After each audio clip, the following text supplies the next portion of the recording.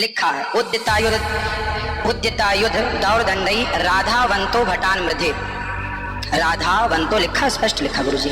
ऐसा है, नाश मत करिए। आधावंत है, आधावंत में दौड़ते हुए या संधि हो गई है गुरुजी। नहीं नहीं, ये गलत बात। आप जो है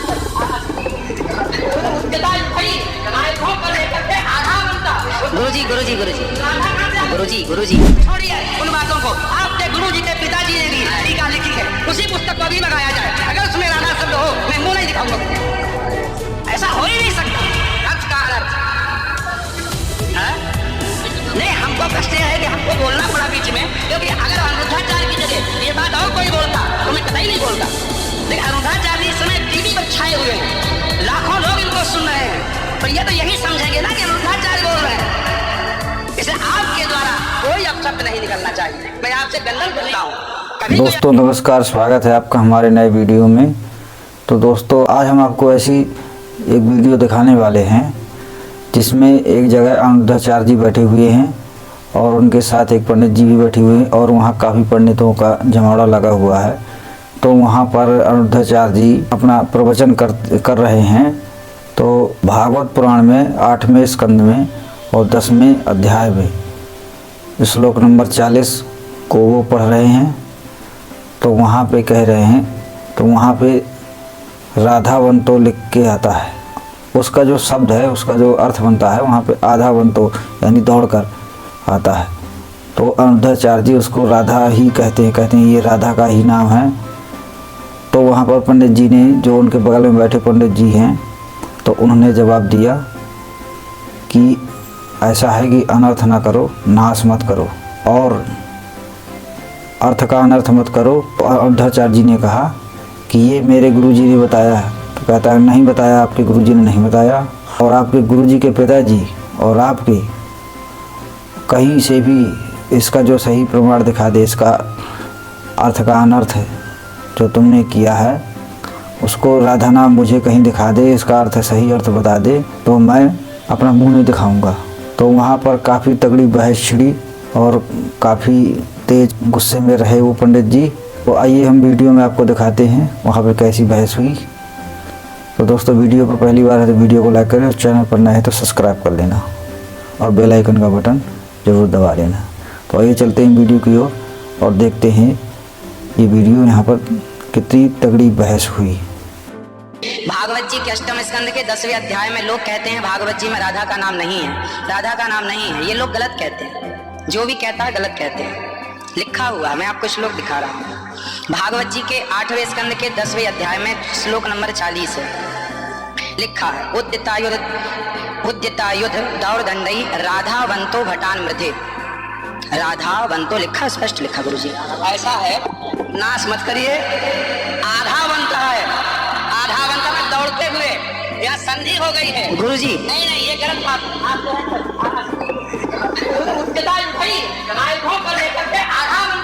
गुरुजी गुरुजी गुरुजी गुरुजी गुरुजी हम तो आपकी दास हैं।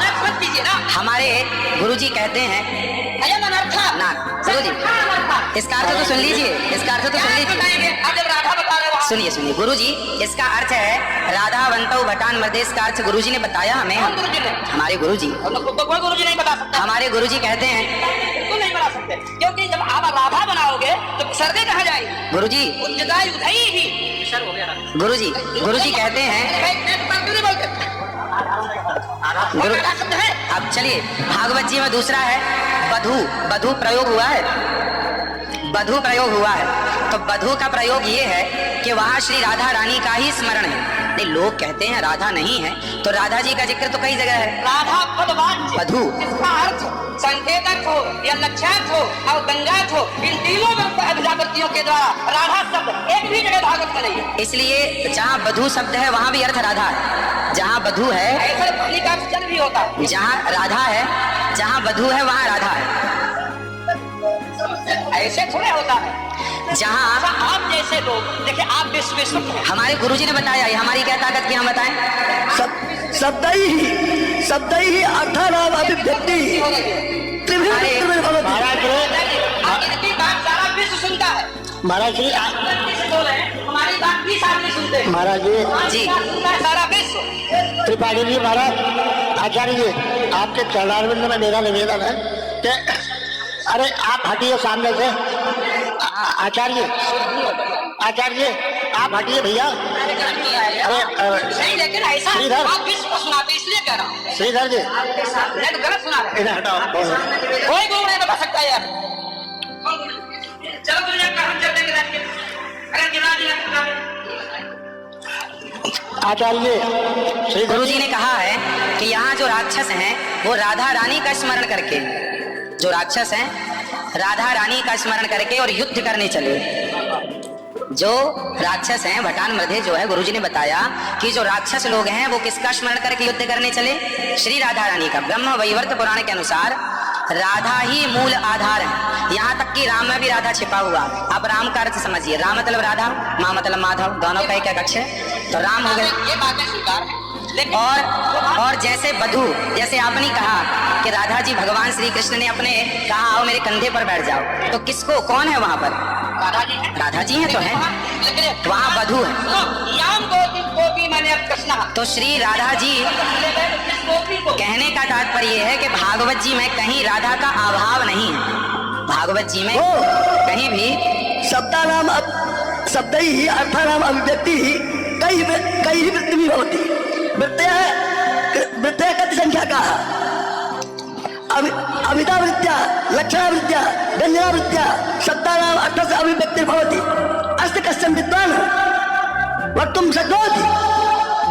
महाराज जी, आप दोनों के पावन चरणारविंद में मैं हाथ जोड़ करके निवेदन करता हूँ, मेरी बात सुन लीजिए। नहीं, आप तो गुरुजन है, गुरुजन है, आप ही तो सिखाएंगे। मैं कह रहा हूँ अर्थ का अनर्थ क्यों सभा में करते हैं लोग? पूरे विश्व को सुनाते हैं। गुरुजी जो मेरे गुरुजी ने सिखाया वो मैं बोल रहा हूँ। सिखा ही नहीं सकते, आप अशुद्ध बोल रहे हैं। अभी श्री राधा और माधव जो राम नाम है, जो भागवत जी का अर्थ है। अब कोई पूछे कि राधा का अर्थ क्या है, तो राधा का अर्थ ही कृष्ण है, और कृष्ण का अर्थ ही राधा है। तो राधा ही कृष्ण है और कृष्ण ही राधा है। कुल मिलाकर कहने का अर्थ ये है, गुरुजन ये कहते हैं कि प्रत्येक श्लोक कृष्ण है और प्रत्येक भागवत जी के 18,000 श्लोक, प्रत्येक श्लोक कृष्ण है और श्लोक का प्रत्येक अर्थ श्री राधा है। प्रत्येक श्लोक श्री कृष्ण है और श्लोक का प्रत्येक श्लोक का अर्थ श्री राधा है। तो ये सब भाव ही तो है, सब भाव है।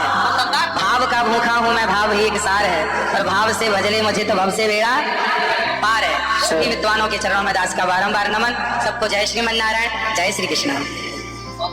2 मिनट कीर्तन कर ले। 1 मिनट रुको। मैं सबसे क्षमा मांगता हूँ, मेरा अनुभवाचार्य के प्रति बड़ी श्रद्धा भाव है, बड़ा आदर है, लेकिन इनकी वाणी क्योंकि पूरा विश्व सुन रहा है, ये चैनलों पर आते हैं। भाव जगत में हम कुछ भी कहें, लेकिन जब हम ये कहते हैं ये शब्द में लिखा है, तो वहां पर शब्द और अर्थ का संयोग, जब गिरा अर्थ जल शब्द बोध्यो विरक्ति अर्था शब्दों व्यर्थांतराश्रय एकत्र व्यंजकत्वे तद अन्य से सहकारिता। ऐसा हो ही नहीं सकता कि कोई अर्थ प्रकट हो और उसके मूल में शब्द न हो। वहां संधि है, मैंने आयुधों से युक्त हो, मैंने गदा तलवार तीर लेकर के वो राक्षस आधा बनता दौड़े मारने के लिए। शुद्ध यही अर्थ है। किसी अभिधा से, किसी लक्षणा से, लक्षणा तब होती है जब मुख्यार्थ का बाद हो। मुख्यार्थ का बाद हो ही नहीं सकता। सीधा स्वामी बता दें, विश्वनाथ चक्रवर्ती बता दें, अन्नकार प्रकाश का बता दे, चूड़िकाकार बता दे, और छोड़िए उन बातों को। आपके गुरु जी के पिताजी ने भी टीका लिखी है, उसी पुस्तक को भी मंगाया जाए। अगर उसमें राधा शब्द हो, मैं मुंह नहीं दिखाऊंगा। ऐसा हो ही नहीं सकता। अर्थ का अनर्थ नहीं। हमको कष्ट है कि हमको बोलना पड़ा बीच में, क्योंकि अगर अनिरुद्धाचार्य की जगह ये बात और कोई बोलता तो मैं कतई नहीं बोलता। लेकिन अनिरुद्धाचार्य इस समय टीवी पर छाए हुए हैं, लाखों लोग इनको सुन रहे हैं, पर ये तो यही समझेंगे ना कि अनिरुद्धाचार्य बोल रहे हैं। इसलिए आपके द्वारा कोई अपशब्द नहीं निकलना चाहिए। मैं आपसे दंडन करता हूँ, कभी कोई अनर्थ करना हो तो विचार करके करिए। मैं कोई बात नहीं। इस बहस का निष्कर्ष क्या निकला, ये हम आपको अब आगे वीडियो में बताएंगे। तो दोस्तों, वीडियो में आपने देखा कि किस तरह बहस हुई और उन पंडित जी ने कैसे अनिरुद्धाचार्य जी को लताड़ा। अनिरुद्धाचार्य जी से बोलते नहीं बन रहा था, उनके मुंह से जवाब नहीं निकल पा रहा था, क्योंकि ये जनता को बरगला रहे हैं, राधा राधा कहकर बरगला रहे हैं। जबकि गीता में कहीं भी 700 श्लोकों में से कहीं भी एक भी जगह राधा नाम का कोई प्रकरण नहीं आया है। और ना ही उसमें कहीं प्रमाण है। इसके बारे में संत रामपाल जी महाराज क्या कहते हैं, तो आइए हम संत रामपाल जी महाराज के भी विचार आपको दिखा रहे हैं। देखिए संत रामपाल जी महाराज क्या कहते हैं इन झूठे गुरुओं के बारे में, जिन्होंने समाज को गुमराह करके रखा है। हमारे शास्त्र कुछ बता रहे हैं और ये कुछ बता रहे हैं, ना तो इसका कहीं गीता में प्रमाण है और ना वेदों में कहीं प्रमाण है राधा का, और ये राधा राधा चिल्लाकर और दुनिया को गुमराह कर रहे हैं। तो आइए देखते हैं संत रामपाल जी महाराज के विचार। कैसा है वो देश, कहते हैं अनल हक कहता चला, मंसूर फांसी परवेश, जाके ऊपर ऐसी बीती, कैसा होगा वो देश। जिसके ऊपर ऐसा शीश भी दे दिया, टुकड़े टुकड़े हो गया, तो कैसा होगा वो देश। उसके विषय बता है गीता ज्ञानदाता कहता 18वें अध्याय के 62वें श्लोक में कि अर्जुन तू सर्वभाव से उस परमेश्वर की शरण में जा, उस परमेश्वर की कृपा से ही तू परम शांति को और सनातन परम धाम को प्राप्त होगा। ओए होए,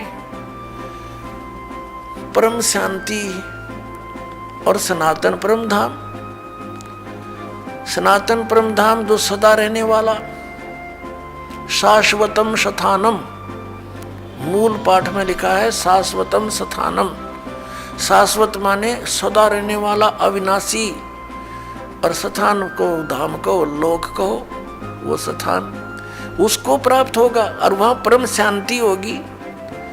इससे सिद्ध गीता ज्ञान दाता से कोई अन्य है वो प्रभु, वो परमेश्वर, जिसकी शरण में जाकर सत साधना करने से, जिसकी साधना करने से वो परम शांति हो सकती है और वो स्थान प्राप्त हो सकता है जहाँ जाने के बाद साधक फिर लौटकर कभी संसार में नहीं आते। वो गीता ज्ञान दाता से अन्य है, भिन्न है। अपनात्माओं, हमारे जो पवित्र सदग्रंथ हैं वो कौन से हैं जिससे हमें निर्णय हो कि हु इज गॉड, परमात्मा कौन है, हु इज ही गॉड, वह परमात्मा कौन है। उस परमेश्वर की शरण में जाने के लिए गीता ज्ञान दाता कह रहा है उस परमेश्वर की शरण में जाओ, वह परमेश्वर कौन है और कहाँ प्रमाण है और उसकी साधना का मंत्र कौन सा है और किसको सत्य माने। श्रीमद् भगवत गीता अध्याय नंबर 16 के श्लोक नंबर 23 और 24 में कहा है, अर्जुन जो शास्त्र विधि को त्याग कर मनमाना आचरण करते हैं उनको न तो सुख हो, न उनकी गति हो और न ही उनको कोई सिद्धि प्राप्त हो सकती, अर्थात यूजलेस, व्यर्थ। फिर 24वें श्लोक में कहा कि अर्जुन इससे तेरे लिए कर्तव्य और अकर्तव्य की व्यवस्था में शास्त्र ही प्रमाण है। शास्त्रों में वर्णित विधि अनुसार ही साधना करेगा, उसी ज्ञान पर आरूढ़ रहेगा तो तुझे लाभ होगा, अन्यथा कोई लाभ नहीं। अपने आत्मा पवित्र हिंदू धर्म के धर्म गुरु आदरणीय शंकराचार्य जी माने जाते हैं। आदि शंकराचार्य जी जिसने ये 4 मठों की स्थापना की, उसके पश्चात फिर अन्य सुयोग्य शिष्यों को उस पर स्थापित करके स्वयं 32 वर्ष की आयु में आदि शंकराचार्य जी सवधाम चले गए थे। अब उन धर्म गुरुओं ने क्या बताया है हमारे को, उन्होंने हमें बताया है कि श्री ब्रह्मा जी, श्री विष्णु जी, श्री शिव जी ये अजरो अमर हैं, ये सर्वशक्तिमान हैं। श्री विष्णु जी ही श्री कृष्ण और श्री राम रूप में अवतरित हुए, जन्म हुआ उनका यहाँ पर, उन्होंने जो लीलाएं की उनके वो गुणगान किया करते हैं। और फिर उनसे कोई पूछता है, जैसे पूछा ही करते थे हम भी पहले, प्रश्न करते थे, क्या रजगुण ब्रह्मा जी, सतगुण विष्णु, तमगुण शिव जी हैं? वो कहा करते, हाँ रजगुण ब्रह्मा जी हैं, सतगुण विष्णु जी हैं, तमगुण शिव जी हैं। और रजगुण ब्रह्मा जी उत्पत्ति करते हैं और सतगुण विष्णु जी हमें हमारी यहाँ सतिथि रखते, बनाए रखते हैं, पालन भी करते हैं। और श्री शंकर जी संहार करते हैं, ये तमोगुण है। तब उनसे प्रश्न किया करते कि श्री ब्रह्मा जी, श्री विष्णु जी, श्री शिव जी ये किसकी भक्ति करते हैं? वो उत्तर देते थे कि भगवान विष्णु और शंकर श्री राम की भक्ति करते हैं। कोई कहता है कि श्री शंकर जी के आराध्य देव विष्णु जी हैं, कोई कहते हैं श्री विष्णु जी के आराध्य देव शंकर भगवान हैं, ये इन्हीं की पूजा करते हैं। और यहाँ तक कहते थे कि राम तो शिव जी की भक्ति करता है, शिव जी श्री राम की भक्ति करता है। इसको उहाबाई का ज्ञान कहते हैं। आदि शंकराचार्य जो पवित्र हिंदू धर्म के जो धार्मिक गुरु माने जाते हैं, इनका विधान क्या है कि जीव ही ब्रह्म है। अयम आत्मा ब्रह्म, अहम ब्रह्मास्मि, तत्वमसि, प्रज्ञानम ब्रह्म, ये इनके चारों मठों के एक एक वाक्य हैं। और यही वाक्य उपासना के हैं, मोक्ष मार्ग बताते हैं ये। और ये भी कहते हैं कि ये चारों वाक्य उपनिषदों से लिए गए हैं। और फिर इनसे प्रश्न किया करते थे कि क्या वेदों वाला ज्ञान ही श्रीमद् भगवत गीता में है? संक्षेप में हाँ, ये स्वयं ही बताते थे कि चारों वेदों ऋग्वेद, यजुर्वेद, सामवेद, अथर्ववेद का संक्षेप में ज्ञान है श्रीमद् भगवत गीता, जो भगवान श्री कृष्ण ने बोला, इनका कहना था। और फिर इनसे प्रश्न किया करते थे कि श्री मद् भगवत गीता के अंदर जो वर्णित विधि है, हमें मोक्ष मार्ग बताइए। तो ये क्या बताया करते, गीता जी का पाठ करो नित्य, मोक्ष मार्ग बताते हैं ये, गीता जी का पाठ करो नित्य, एक अध्याय जितना भी कर सकते हो तुम्हारा मोक्ष हो जाएगा। फिर क्या कहा करते थे, हरे राम हरे कृष्ण, हरे राम राम राम हरे हरे, ये मंत्र जाप करो। इन्होंने कैसा विभाजन कर रखा है कि ओम नाम का जाप तो सन्यासी करते हैं और अन्य के लिए अन्य नमः शिवाय, ओम नमः शिवाय, किसी के लिए हरे राम राम राम हरे हरे, कृष्ण कृष्ण हरे हरे, ये मोक्ष कर देगा। पुण्यात्माओं, एक तरफ तो इन शंकराचार्यों जी का मानना है कि जीव ही ब्रह्म है,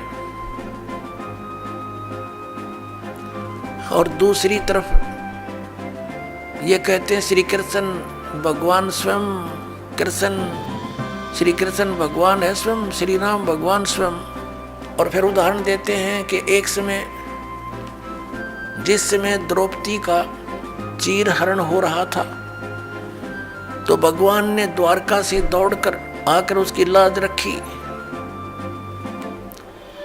फिर उदाहरण देते हैं कि जैसे एक बार गज और ग्रहा यानी मगरमच्छ लड़ रहे थे, गज ने भगवान को पुकारा, भगवान नंगे पैरों दौड़ के आया, उसकी रक्षा की। और फिर ये भी उदाहरण देते हैं, ये बोले समाज को, अपने अनुयायियों को कहते हैं कि भगवान कैसे दयालु हैं कि श्री रावण को अंगद भी मार सकता था, हनुमान भी मार सकता था, लेकिन वो अपने हाथों से मारकर उनका उद्धार करना चाहते थे, उनको परम गति देना चाहते थे। ऐसे ही कंस को भी अपने हाथों से मारकर उसको परम गति दी, क्योंकि भगवान के हाथों से मरने से परम गति हो जाती है। पुण्यात्माओं, ये कोई बात हो इनकी, ये कोई ज्ञान है, कोई आधार है इनके ज्ञान का? एक तरफ तो कह रहे हैं जीव ही ब्रह्म है,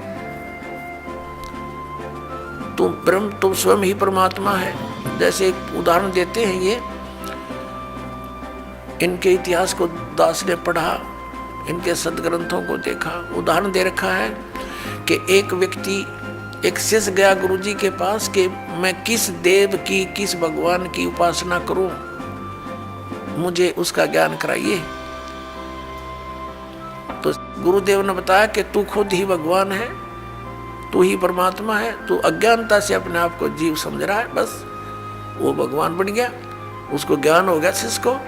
वाह भाई वाह, कितना सिंपल, कितना साधारण से ज्ञान हो गया।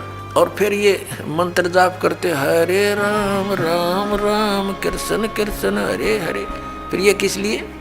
जब तुम ही जीव ही परमात्मा है, फिर ये किस लिए कर रहे हो? ये कीर्तन किसका कर रहे हो? भगवान का। भगवान तुम राम को भी मानो, श्री कृष्ण को भी भगवान मानो, और विष्णु जी भी भगवान, शंकर भी भगवान, नारायण भी भगवान थारे। और फिर नो के जीव ब्रह्म, और ब्रह्म को कहते हो तो सर्वव्यापक है, निराकार है, यानी आत्मा को कहते हैं कि ये आत्मा ही सर्वव्यापक है और परमात्मा कोई नहीं, जीव ही ब्रह्म है। फिर नो कहें कि उसका गज की रक्षा के लिए, हाथी की रक्षा के लिए भगवान दौड़े दौड़े आए। देख सिर पैर नहीं इनके ज्ञान का। ये तो ऐसी कथा है इनकी जैसे एक दादी माँ अपने पोत्र पोत्रियों को शाम के समय सुलाते समय कथा सुनाया करती। एक बुढ़िया कथा सुना रही थी, बच्चे सो नहीं रहे थे रात्रि के समय। कह रही थी, बेटा एक मकान पर एक भूतनी बैठी थी, प्रेतनी, लंबे लंबे दांत थे, मोटी मोटी आंखें थी और पीछे से पैर मुड़े हुए थे, उसके घुटनों से पीछे ऐसे बैठी थी, उसके पैर काम नहीं करते, मुड़े हुए थे। और जो बच्चे रात्रि के समय देर तक जागते हैं ना, उनको उठाकर दौड़ जाती है। अब बच्चे कहने लगे, दादी माँ जिसके पैर मुड़े हुए हों वो दौड़ेगी कैसे? तो बुढ़िया कहती है, सो जा सो जा, हाउ आ जाएगा। अब बच्चे पूछते हैं, वो हाउ कैसा होता है? कि तुम ही तो हाउ हो, सर दर्द कर रखा, पड़ जाओ।